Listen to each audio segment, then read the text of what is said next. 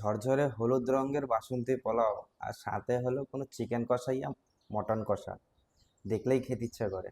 প্রথমে আমি গোবিন্দভোগ চালটা নিয়েছি, সেটাতে আমি ভালো করে জল দিয়ে ধুয়ে নিচ্ছি। চালটা এবার একটি ছাঁকনিতে আমি জলটা ঝরিয়ে রেখে দেব। আমি অল্প একটু পরিমাণে আদা নিব, সেটাকে একদম কুচি কুচি করে কেটে নিব।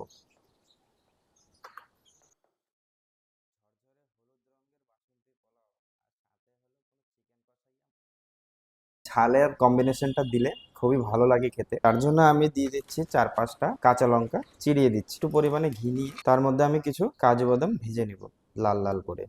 বাদামগুলো ভাজা হয়ে গেছে আমার, এবার আমি তুলে সেটাকেও আমি অল্প লাল করে ভেজে নিয়েছি।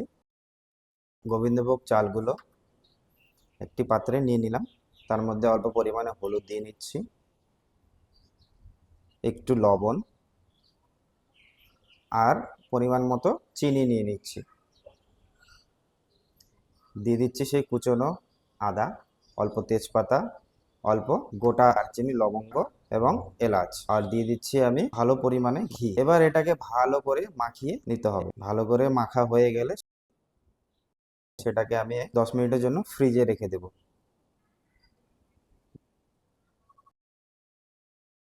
আমার ইনগ্রিডিয়েন্ট সব কিছু রেডি, এখন রান্না করার পালা।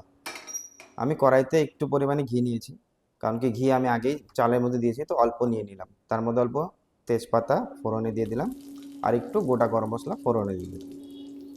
এবার এটাকে লাল করে একটু ভেজে নিব।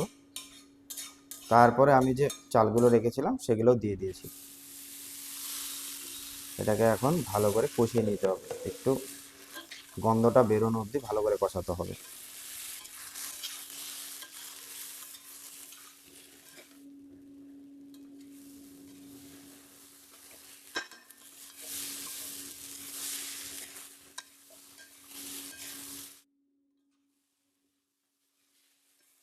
আমার কষানো মোটামুটি শেষের দিকেই, শেষ হয়ে গেছে বলতে গেলে। এবার আমি দিয়ে দেব পরিমাণ মতো জল। মানে আমি আধা কেজি চাল নিয়েছি, তার মধ্যে আমি 1 লিটার জল দিয়ে দিচ্ছি। কারণ জলের পরিমাণটা সঠিকভাবে না দিলে চালগুলো ঝরঝরা হবে না। জল যদি বেশি থাকে তাহলে চালগুলো বেশি সিদ্ধ হয়ে যাবে, আর জল কম থাকলে চালগুলো শক্ত থেকে যাবে। আধা কেজি চাল থাকলে 1 লিটার জল দিতে হবে। এটাকে আমি এখন ঢেকে ঢেকে হাই ফ্লেমে তাই রান্না করব। দেখুন চালগুলো কত সুন্দর দেখাচ্ছে। এখন আবারও ঢেকে দিলাম।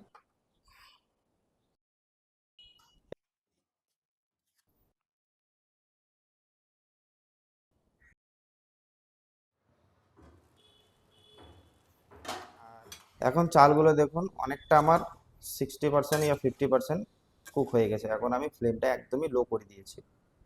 এখন চেরানো যে কাঁচা লঙ্কাগুলো ছিল সেগুলো এখন দিয়ে দিব।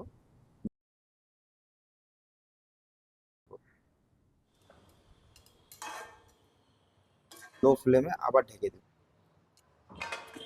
আমার বাসন্তী পোলাওটা 100% হয়ে গেছে। দেখুন কত সুন্দর ঝরঝরে আর সুগন্ধি একটা, আর দারুণ দেখতে হয়েছে। আরও নিত্য নতুন রেসিপি দেখার জন্য আমার চ্যানেলটিকে লাইক, শেয়ার আর সাবস্ক্রাইব করে দেবেন।